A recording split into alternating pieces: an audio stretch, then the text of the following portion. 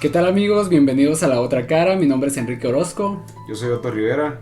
Esperamos que hayan podido ver nuestro video de introducción donde les comentamos un poco acerca de lo que nuestro canal se va a estar tratando más adelante. Si no, de igual manera se los vamos a dejar en la descripción para que puedan ir a verlo y se puedan enterar un poco de lo que estaremos tratando después.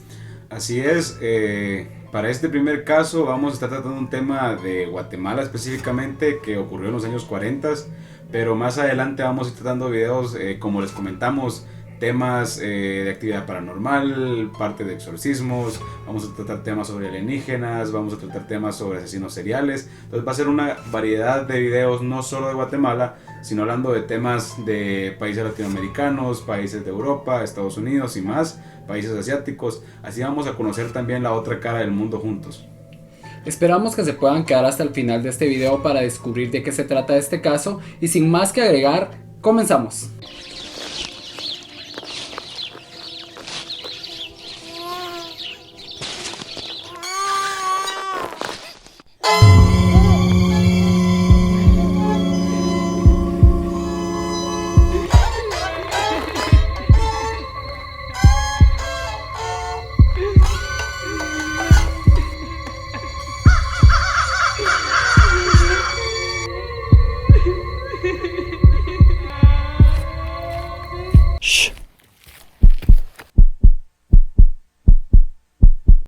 Un niño que creció en un ambiente precario y limitado, criado por padres analfabetas, preocupados solamente por satisfacer el hambre del día a día, con trabajos exhaustivos, mal remunerados, viviendo en medio de la violencia, la exclusión y el racismo.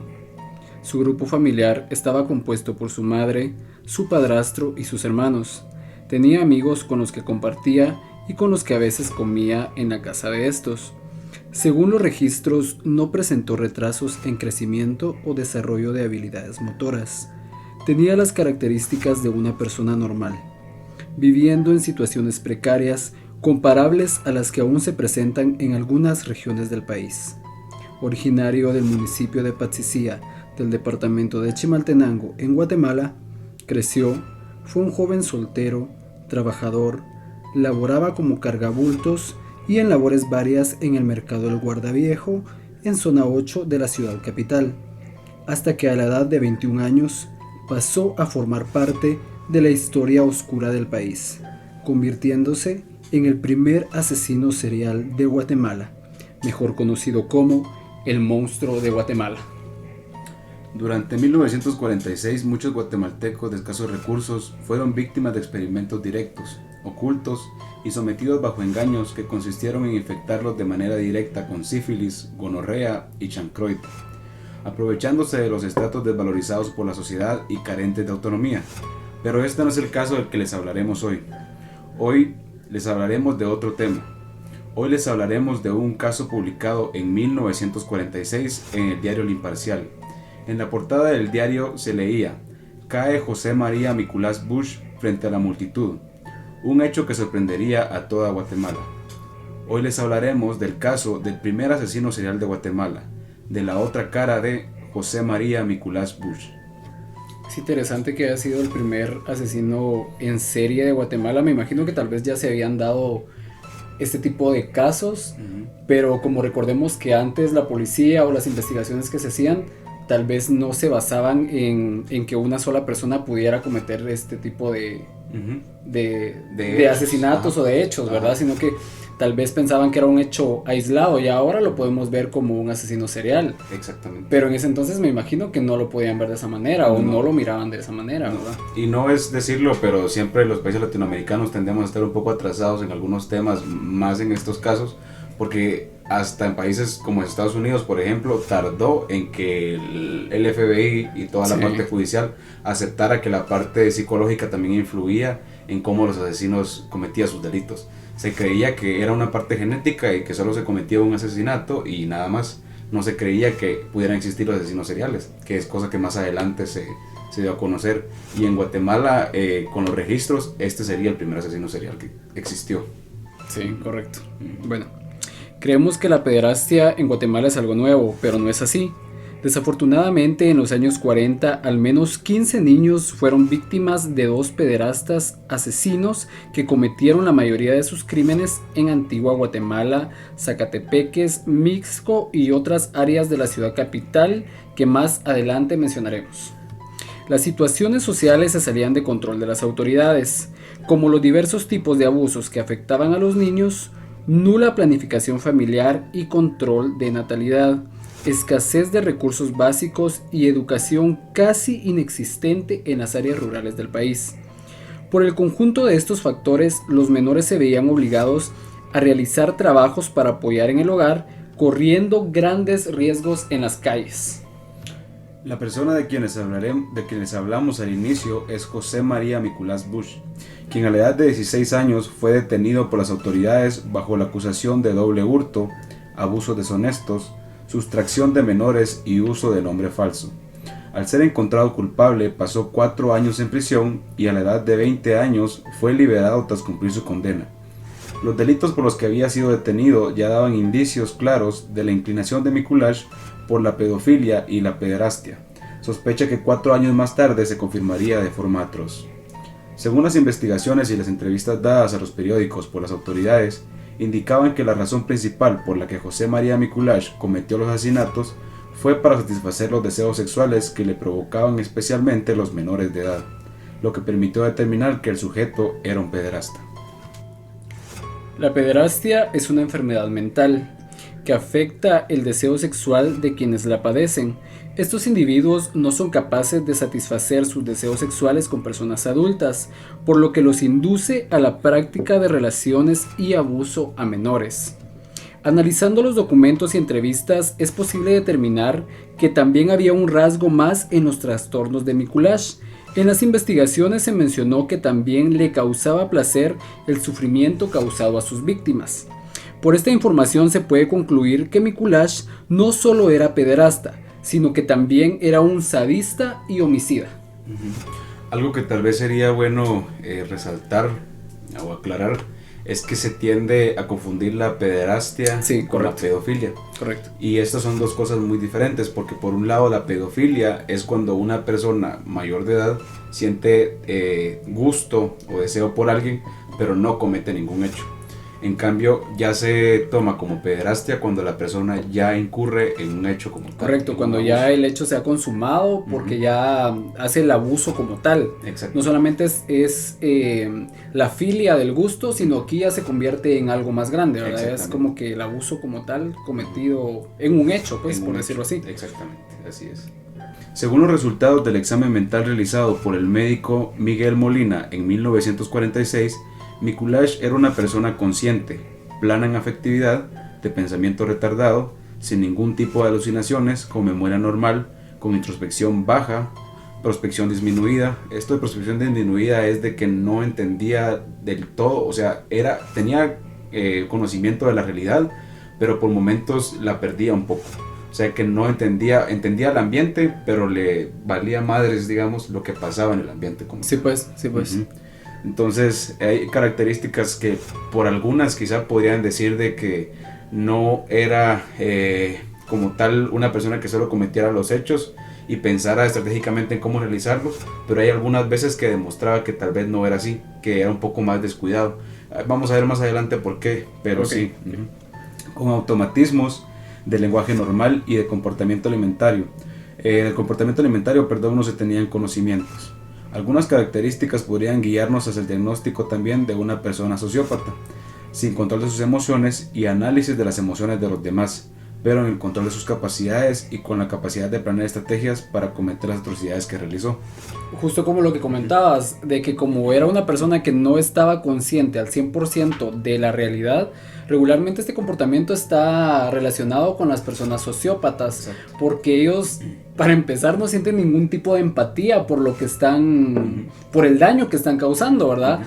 Para ellos es algo natural, o incluso también tienen la facilidad como de socializar, como de ser muy carismáticos, como de venir y ganarse a la gente, pero ellos en el fondo saben de que esto no es por un bien, sino porque ellos quieren hacer el daño. Eso es un sociópata. Sí, porque el psicópata es más estratégico, planifica sus actividades y se cuida más de lo que puede realizar. El sociópata, en cambio, no, es el impulso el que lo lleva a realizarlo. Entonces puede ser que socialice bien con las personas, pero en el momento que el instinto lo hace cometer estas atrocidades, no piensa en lo que puede pasar. Porque es como un instinto asesino, no es tanto como la planificación de llevar a cabo un crimen, sino solo el placer, podríamos decir, de hacerlo. Entonces no es como cuidadoso. Incluso estas cuestiones de los polígrafos han ido avanzando un poco, porque se dice que cuando las personas sociópatas se someten a una prueba de polígrafo, como no sienten las emociones de la forma que nosotros sentimos, pueden engañar. Sí, porque para ellos es, o sea, simplemente, por ejemplo, con lo que mencionas, una prueba de polígrafo, si vos crees que lo que estás diciendo es la verdad, entonces en el polígrafo es la verdad, porque es como vos estés convencido. Entonces eso es lo que pasa con un sociópata. Si ellos están convencidos de que no están haciendo ningún tipo de daño, entonces simplemente no es así, porque para ellos es algo súper natural y súper normal. Exactamente. Con base en la historia clínica, como les estábamos contando, están hechas ciertas investigaciones. Además de eso, a Mikuláš se le atribuyen 15 asesinatos, pero es probable que desafortunadamente muchos menores más hayan sido víctimas de Mikuláš. Él no cometía sus atrocidades solo, también era acompañado por Mariano Makú, primo de Mikuláš, a quien él describía como su hermano. ¿Será que, o se sabe si ellos fueron criados juntos o...? Fíjate que las investigaciones no dan mayor información, pero él, bueno, más adelante vamos a ver de que él decía que era su hermano. Pero ellos eran primos, pero fueron criados casi que en el mismo pueblo, pero no vivían como en la misma casa, digamos, como tal. Más adelante vamos a ver más detalles de la relación que tenían, pero no tuvieron crianza compartida.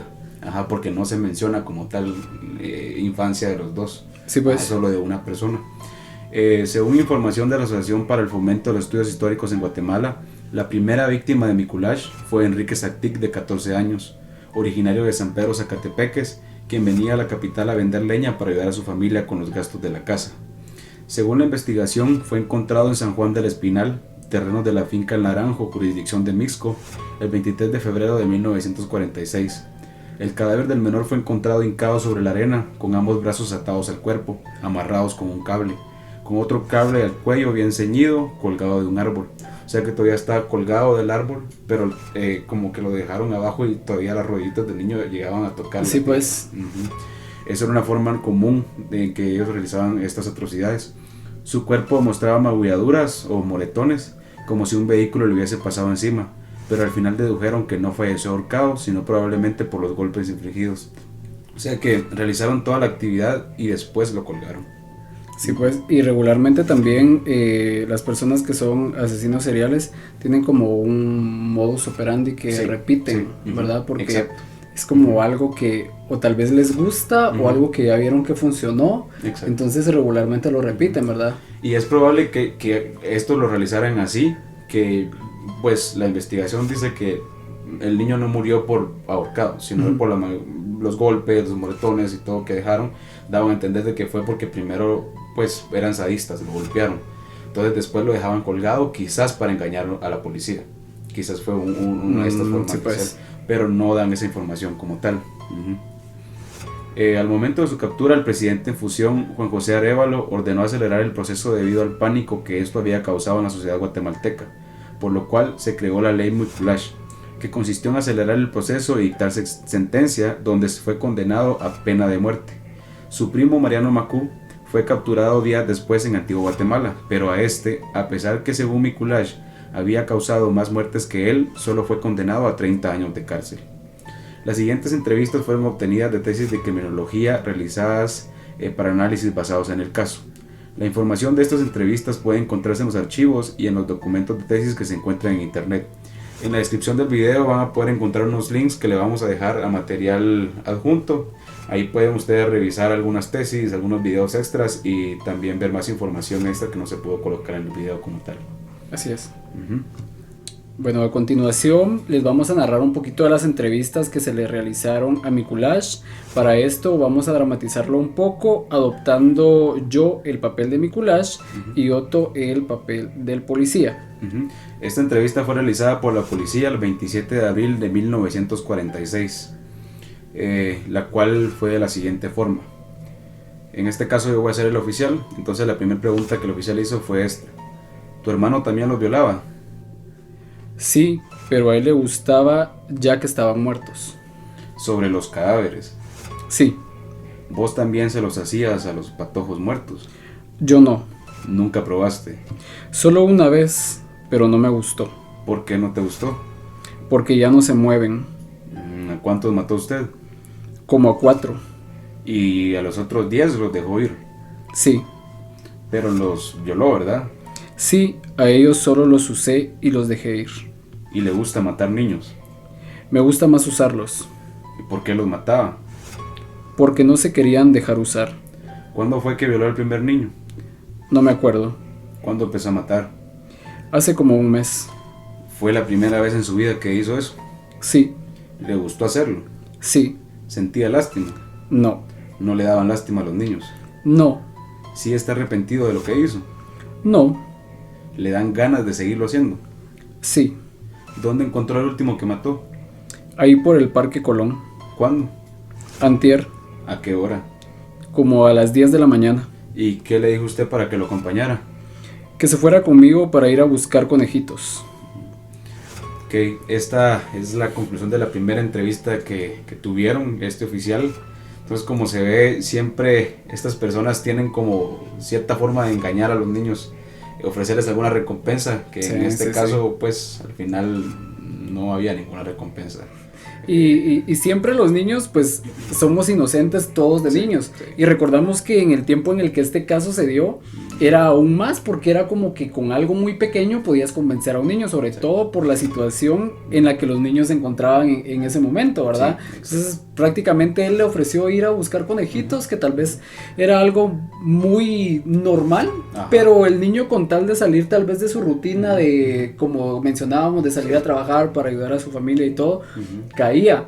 Y también podemos ver acá en esta entrevista la frialdad de las respuestas, porque incluso son monosílabas, son como sí, no, porque él está como fresco, o sea, a él no siente ningún tipo de remordimiento por lo que hizo, porque como mencionábamos, para él simplemente fue algo que pasó, ni siquiera lo estaba viendo como algo malo. No, y vas a ver que durante las otras entrevistas, porque hay 2 entrevistas más, salen más datos, entonces puedes ir concluyendo cosas extras del comportamiento que él tenía, y no solo el comportamiento de él, sino el comportamiento de Mariano. Como tal, de Mariano no hay entrevistas, pero Mikuláš saca datos y que puedes evaluar y decir sí, en algunas cosas tiene razón. Ya vamos a ver por qué, pero vamos adelante. Continuamos. Asimismo, en otra entrevista realizada en 1946 por un doctor en el asilo de alienados, la entrevista con Mikuláš tuvo el siguiente desenlace. En este caso voy a ser el doctor y Quique va a seguir con el papel de Mikuláš. José, ¿cómo principiaron tus crímenes? Pues vea, doctor, la cosa fue así. Yo trabajaba en la municipalidad del Guardaviejo, sacaba basura llenando camiones y como mozo, cuando en una fecha que no recuerdo llegó Mariano Macu Mikuláš, a quien quiero como mi hermano. Un día me dijo: ¿para qué trabajas? ¿Para qué estás ahí jodiéndote? Yo tengo un trabajo de a huevo, salite de ahí, es decir, de la municipalidad. Por las tardes nos juntábamos hasta que un día no le dije nada al encargado de la municipalidad y me fui a las 6 de la tarde con mis cosas a la casa de la señora donde vivía Mariano. Desde esa fecha salimos todos los días juntos. ¿Y hasta ese momento usted no había cometido algún crimen? Como no, ya habíamos cometido el de la brigada. Este crimen lo cometió Mariano, yo solo me llevé las bestias. Más adelante le vamos a explicar a qué se refieren con esto. ¿Cuántos niños mató? Yo solo 4, los otros fue Mariano. Los que yo maté son el primero en el Campo Marte, lo maté solo yo, aunque Mariano me acompañaba. El segundo en La Palmita, lo maté solo yo, Mariano me acompañaba. El tercero fue arriba de Misco, lo maté solo yo, aunque Mariano me acompañaba. Los otros crímenes los hizo él. Yo lo sé porque lo acompañé. Yo digo la verdad, ¿para qué mentir? Por la verdad murió Jesucristo. Ya lo hecho, hecho está. ¿Para qué mentir? ¿Para qué ocultarlo? Todo lo que yo sabía lo dije. Yo mismo fui a enseñar a la autoridad los lugares donde yo hice mis babosadas. Ya caí por bruto, porque dejé ir muchos patojos vivos. Una vez que había saciado mis deseos, los dejaba ir. Mariano me decía, sos muy bruto, nos van a joder, hay que matarlos, no hay que dejar manchas. Por eso los patojos que dejé vivos me reconocieron. Él los mataba a todos, no dejaba mancha. Ahora el infeliz se niega y me había dicho que se iba a hacer cargo de lo que hizo. Yo soy el único que sabe todo. Y no le daban lástima a los patojos, no tiene remordimiento. Ahora sí, pero ¿para qué? Y en el momento de matarlos experimentaba algún placer. No, era una cosa natural, sin importancia. Sabe la pena que le guarda. Sí, me van a joder. Y no le teme a la muerte. ¿Qué va a hacer? Tengo que pagar. Solo Dios sabe tal vez mi destino. Pero también a Mariano deben matarlo, porque él fue el que me perdió y es peor que yo. Entonces, como pudieron ver en esta entrevista, ya saca más datos. Ya estaba en otra situación con un doctor. Esta persona estaba analizando también desde el punto psicológico y Mariano menciona que no fue él como tal el que inició con la actividad, sino que fue la influencia de Mariano. Sí, a eso es lo que dice cuando, eso es a lo que se refiere cuando dice me perdió. Sí. Porque exacto. es como de, yo no estaba así y él fue el como que me indujo a hacer este tipo de cosas. Y ellos, digamos, también el medio que usaban era que robaban, no solo a los niños, me imagino que también afectaban a otras personas, no se menciona, pero sí mencionan que de los robos era de lo que vivían también, porque habían dejado el trabajo. E incluso en la parte en la que decía las bestias, se mencionaba de esa forma porque cuando cometieron el primer crimen con Enrique, el niño de Zacatepeques, él traía leña y traía dos burros, dos mulas de carga, perdón. Sí, pues. Y cuando pasó lo que pasó con este niño, ellos todavía tuvieron pues después de todo, va de llevarse tuvieron el descaro todavía, encima de lo que le habían hecho al niño, todavía se llevaron las mulas de carga para sacar algún provecho económico de eso. Y se llevaron las leñas. Pero no fueron tontos porque la leña la vendieron, se la vendieron a un señor, pero no le vendieron las mulas. Porque si le vendían las mulas iban a sospechar pues, de que eso podían rastrear también de dónde venían, y si alguien andaba buscando esas mulas podían decir, bueno, a mí estas personas me las vendieron. Exactamente, y no era común ver a la gente vendiendo mulas así de la nada, digamos, pues. porque eran para uso agrícola. Y en ese momento el país estaba pasando por una cuestión agrícola muy pesada, entonces eran de mucho uso. Y aquí podemos ver también de que acá, según lo que él le responde al doctor, ya sentía algún tipo de remordimiento, pero yo pienso que no es tanto por lo que había hecho, sino por el hecho de que ya sabía que lo iban a juzgar, y como él decía, a joder, que es una expresión que utilizamos acá en Guatemala, que es como de, ya me arruinaron. Entonces él estaba más preocupado porque sabía que ya le tocaba una pena, porque ya sabía que ya todo el mundo se había enterado y que ya no podía lavarse las manos, pero esto ya le causaba algún tipo de conflicto, porque ya se había dado cuenta, como dicen en México, ya le había caído el 20 de las cosas que había hecho y de que la gente ya lo sabía. Sí, exacto. Y si ustedes analizan también en el material que se les va a dejar en los links, pueden ver fotos pues de mi collage, se ven en blanco y negro por la época y todo, algunas se ven un poco borrosas, pero si ustedes ven también las fotos de Mariano como tal, que era el primo, él era una persona con textura más grande. Entonces sí, pues. Él sí, según mi collage, era el que había realizado más atrocidades, y él solo había cometido 4. Sí, pues, porque aquí comenta incluso los lugares donde él cometió los asesinatos. Él llevó a la policía que vieran los lugares. Él estaba absolutamente consciente de lo que había hecho, y absolutamente consciente también de que ya no tenía escapatoria. Entonces, ¿ya qué le quedó? Entonces es como de, bueno. Y fíjate que analizando eso hay dos cosas. Los psicópatas, bueno, asesinos seriales en este caso, pero más a esta parte de la psicopatía, tienden a llevar a las personas y a mostrarle, porque es como para ellos es como un logro. Sí, una es como exacto. un logro, es como yo hice esto, miren, aquí estaba, esto Exacto. es. Y otra es también porque reviven lo que pasó.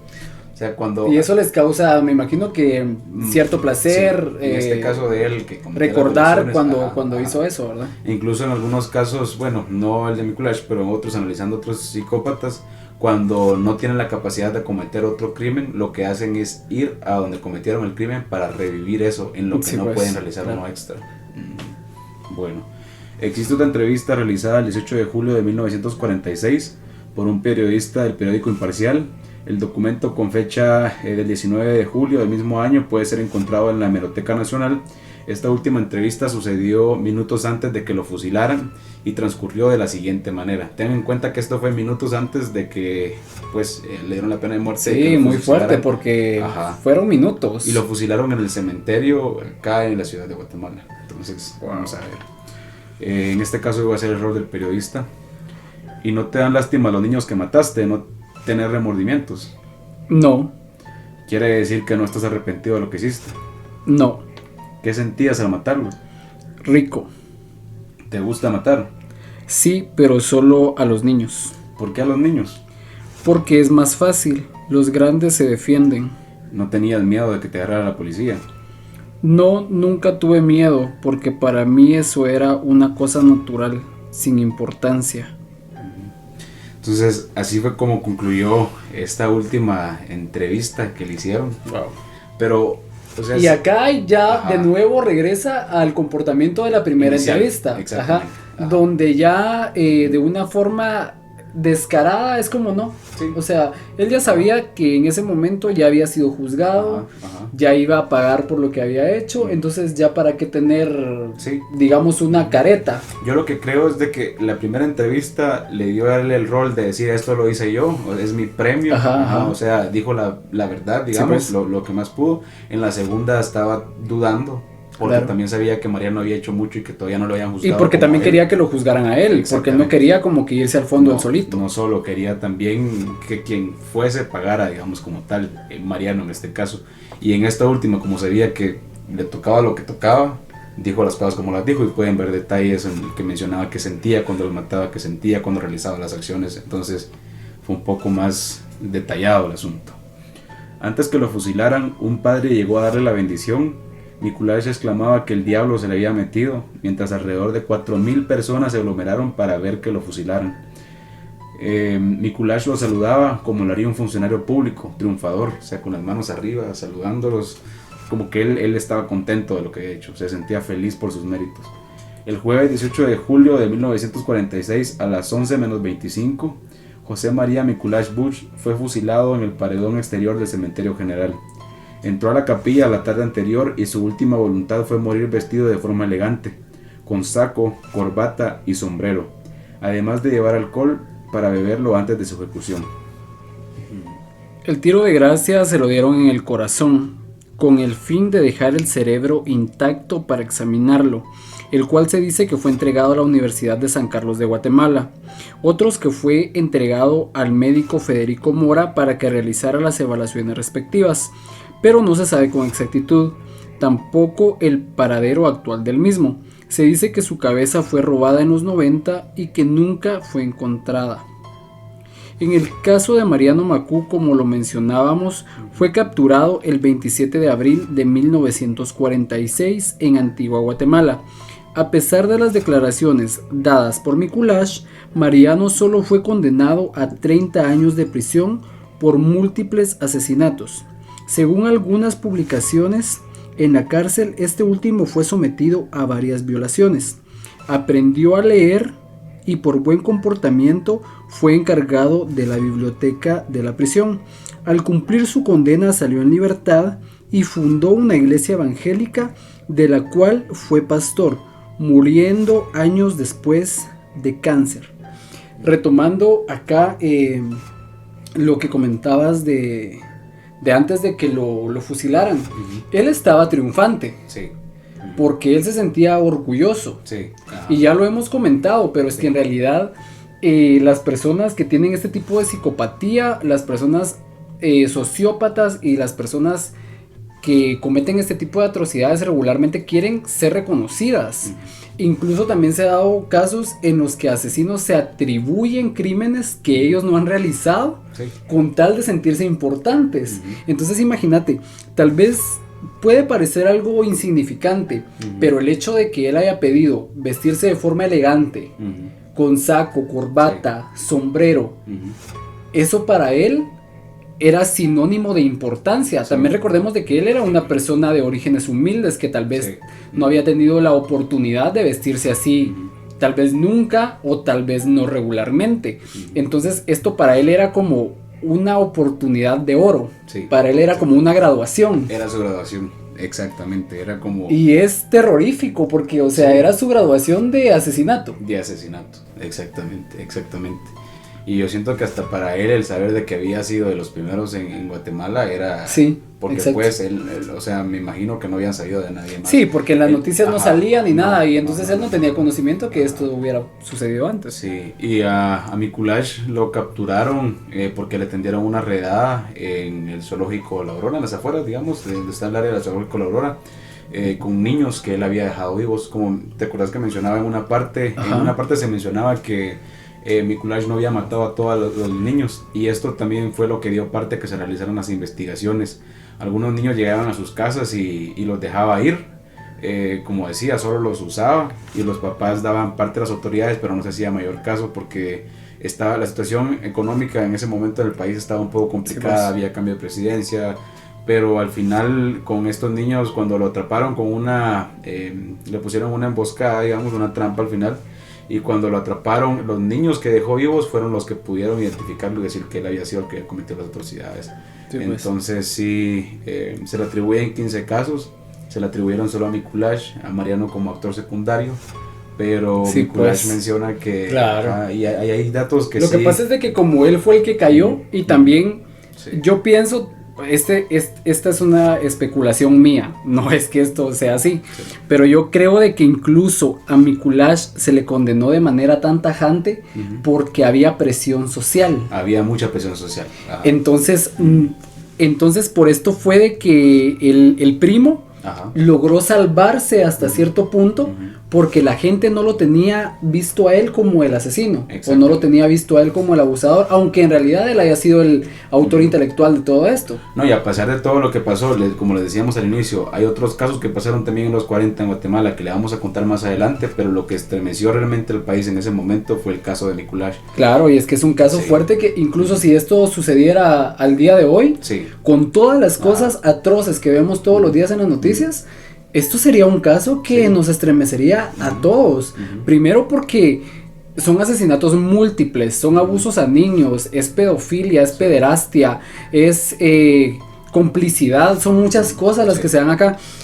Y algo que me parece resaltable es el final. Cuando les comento que el primo de Mikulash, Mariano Macú, por buen comportamiento, incluso dentro de la cárcel, a él le dieron el cargo de ser el encargado de la biblioteca. O sea, encima de que la persona esta había cometido todas estas cosas, como ya la gente no estaba pendiente o como ya él no estaba en el ojo público, entonces las autoridades ya lo trataron como un preso más, por decirlo así, que podía tener algún tipo de privilegio o algún tipo de beneficio, porque el hecho de que lo hayan puesto a él como un encargado de lo que sea que lo hayan puesto, ya lo pone en una posición de importancia. Y encima de todo, sale libre, funda una iglesia evangélica, es el pastor de la iglesia. O sea, yo creo en que las personas pueden rehabilitarse. Definitivamente las enfermedades mentales son algo muy real, de lo cual creo yo que cualquier persona tiene la capacidad mental y también tiene el derecho de retractarse o de redimirse de sus errores, de tratar de ser mejor persona y todo esto. Pero yo no creo que a Mariano le hayan dado ayuda psicológica o psiquiátrica. Eso es lo que iba. Vos sabés que las cárceles no siempre brindan esta atención psicológica. Yo creo que ni ahora, no, menos en ese entonces. A eso iba. Ahora en la actualidad, que sea muy buena para decir, bueno, esta persona que hizo X o Y delito ya llevó su proceso de readaptación psicológica, ahora vamos a poder entrar a una reinserción a la sociedad. Pero no, o sea, a mí me queda mucho la duda de Sí, eso. no. A mi parecer, diría es especulación, como decimos, pero a mi parecer creo que eso no pasó. Y es complicado porque hay personas de que usan algunos cargos de poder, cargos de liderazgo, no solo en cuestiones religiosas, sino en cuestiones, en cualquier otra organización social, para cometer delitos. Sí, porque él ya tenía esta psicopatía, él ya tenía este gusto, esta filia por los niños, por matar, por infringir daño. Entonces, estaba en una situación privilegiada siendo un pastor de una iglesia. Entonces, él tenía gente a su cargo, porque un pastor es un líder. Un pastor es una persona que organiza, es una persona que lidera, pues es una persona a la que las personas le hacen caso. Incluso ahora vemos este tipo de casos, pues, por decirlo así. No digamos antes que las personas eran más sumisas, que las personas hacían lo que el pastor les dijera, lo que el padre les dijera, lo que el maestro les dijera. O sea, era mucho más antes. Entonces, quiero creer que él dejó estas atrocidades atrás y que de verdad quiso tener una vida más digna y quiso ser una mejor persona después de todo lo que había sucedido. Pero queda abierto a la posibilidad de que él pudo haber cometido algún tipo de abuso dentro de la iglesia. Porque, ¿quién lo iba a decir? Recordate que en la iglesia católica, por ejemplo, es sabido desde años los abusos, la pedofilia y la pederastia que se ha manejado en la iglesia. Y los niños nunca lo mencionan por miedo o porque le tienen respeto al sacerdote. Y pues esto también se da en otras religiones, ¿verdad? Y sabes algo que yo no estoy de acuerdo, pero pues ya ustedes dirán, ustedes tienen su punto de vista también, pero esto es de mi opinión personal. Claro, esto es nuestra opinión, no es la razón absoluta. Es de que cuando pasa algo así en la iglesia católica, que encuentran que hubo un padre o alguien que es miembro es pederasta, lo que hacen es solo reubicarlo. Y eso no le da un tratamiento psicológico. No decimos que las personas no se pueden reinsertar a la sociedad, pero lleva un proceso muy largo y algunas personas, lastimosamente, por genética, eso no va a ser posible. Claro. O sea, por comportamientos que ya las personas van con una desviación muy grande. Entonces, yo no estoy de acuerdo con eso. Siento que deben de haber otros protocolos, otras formas de llevar la vida, pero la sociedad, sabes de que es un tema delicado y quizá para algunos de ustedes no están de acuerdo conmigo, pero está bien, cada quien tiene su opinión, solo que son cuestiones de que desde mi perspectiva deberían de ser diferentes. Las personas que cometen mal estando en cargos de liderazgo solo porque tienen el poder de influenciar en otras personas, deberían de ser removidas directamente de su cargo. Hay personas, particularmente yo no soy muy religioso, pero sí sé que hay personas estando en cargos de iglesias como líderes o como pastores, en este caso como padres, sí hacen el bien, pero hay otros que lastimosamente se dedican a cometer actividades como las que todos conocemos. Entonces sí es un tema complicado. Y lo mencionamos porque es importante que hagamos conciencia que una persona que cometió tales crímenes tuvo la oportunidad de ser un líder de una iglesia. Entonces es importante saber cerca de quién estamos, quiénes son nuestros líderes, quiénes nos dirigen, a quiénes les creemos, porque posiblemente en la congregación de este tipo, ellos no sabían que él había cometido este montón de asesinatos, de abusos, todo lo que había hecho. Entonces es importante saberlo, es importante educarse. Y este es un caso que pasó hace mucho tiempo, pero no por eso deja de ser un tema actual, lamentablemente. Justamente eso te iba a mencionar y les iba a mencionar a ustedes, porque ahora, para los que nos ven de afuera, no de Guatemala, hace poco con el cambio del nuevo presidente se pusieron unos estados de prevención. Entonces hubieron varios operativos en varios lugares, y en el área donde yo soy de Escuintla, en Guatemala, justamente salieron muchas noticias en las que niñas y niños, al ver que había muchos policías alrededor y muchos militares, tomaron el valor junto con sus tías o abuelos o alguna persona de confianza y llegar a decirles, mire, mi papá abusa de mí, mi abuelo abusa de mí. Sí, es que eso es algo... Entonces decís, si están en el núcleo familiar, claro, y crees que el vínculo debe ser mayor, imagínate una persona que en una posición de poder, estando en una organización, no le va a hacer algo a los niños. O sea, claro, es algo que ha pasado. Como decíamos, pensamos de que la pederastia es algo nuevo, pero no, ha pasado, sigue pasando y es un tema que debemos contrarrestar. Entonces es un tema complicado. Sí, lamentablemente es un tema que se sigue dando y aunque suene mal, se va a seguir dando, porque lamentablemente este tipo de desviaciones psicológicas, mentales, se siguen dando. Es importante, como les comentábamos, estar pendientes de nuestras familias, de nuestros niños, incluso de nuestros vecinos. Si tenemos la oportunidad de cuidar a alguien, si vemos que los niños están jugando solos en la calle y nosotros tenemos la oportunidad de ver que estén bien, hacerlo, porque el trabajo infantil también todavía existe y existe en muchas partes. En Guatemala es algo que se ve mucho en las calles. Vemos acá a niños vendedores ambulantes, a niños en los mercados. Entonces, como se daba en aquel entonces, cuando ellos aprovechaban esta situación para poder abusar de los niños ofreciéndoles algo. Entonces esto se puede estar dando y estos niños eran ignorantes, estos niños no sabían incluso que los estaban abusando. Incluso esto se puede estar dando ahora. Tal vez los niños no pueden saber que les están haciendo algo malo porque ellos no tienen conocimiento. Y hay una cuestión también con eso, como mencionábamos. Un psicópata tiene la capacidad de crear una estrategia grande y no necesariamente va a llegar con el niño a cometer lo que un sociópata llega.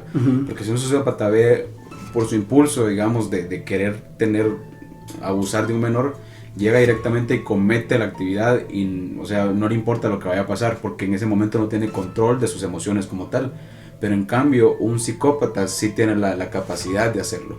Planea una estrategia larga, puede ser de que el niño no se dé cuenta porque no está cometiendo un abuso como tal, pero sí está comenzando a planear una estrategia. Y poco a poco, con alguna recompensa, algún regalo, caricias o algo, puede ir creando esta conducta y después realizar el abuso como tal. Así es. Entonces sí, no, es probable que nos vean personas menores de edad. Entonces, si ustedes nos ven y están pasando por alguna situación particular con algún adulto que los pone en situaciones incómodas, vayan con la persona con la que le tienen confianza, hablen con ellos y coméntenle, porque esto sigue pasando lastimosamente y hasta que la sociedad no tome cartas en el asunto, esto no va a dejar de suceder. Exacto, quedarse callado nunca es la respuesta. Hay que denunciarlo, hay que decirlo a quien le tengan confianza. Ese es un tema bastante pesado, es un tema bastante fuerte, pero poco a poco tratemos de ir cambiando nuestra sociedad en nuestro círculo y poco a poco ese círculo va a ir creciendo hasta que el cambio en la sociedad sea más grande. Igual nosotros les damos nuestras opiniones, esperamos que ustedes nos dejen sus opiniones en los comentarios, si no están de acuerdo con nosotros, si están de acuerdo con nosotros, qué piensan de este caso. Es importante que nos comenten qué es lo que piensan, qué les parece, porque así poco a poco vamos enriqueciendo nuestra opinión de diferentes cosas, porque no tenemos la verdad absoluta en nuestras manos, ¿verdad? Entonces es importante leer y escuchar todas las opiniones.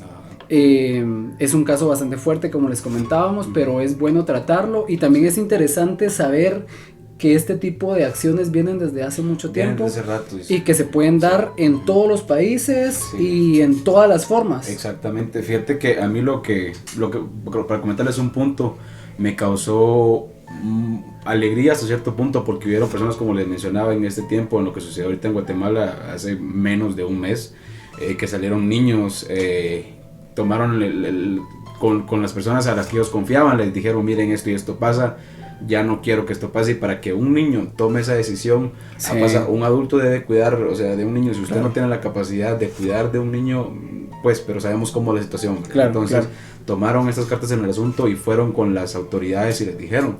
Entonces, una cosa que yo siempre recomiendo es de que he escuchado madres que de chiquito le dicen a sus niños, mira, si no te portas bien va a venir la policía y te va a llevar.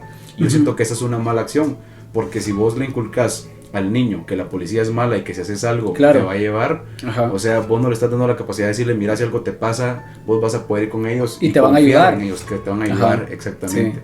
Entonces sí, hay que tener cuidado con lo que le decimos a los niños. Muchas veces no llegan a nosotros y no nos dicen lo que ocurre porque no sienten la confianza. Exacto. Y no le damos los mensajes que debemos darle y le damos información errónea. Entonces recuerden que los niños van aprendiendo y entonces démosle buen ejemplo también y buenos mensajes al final.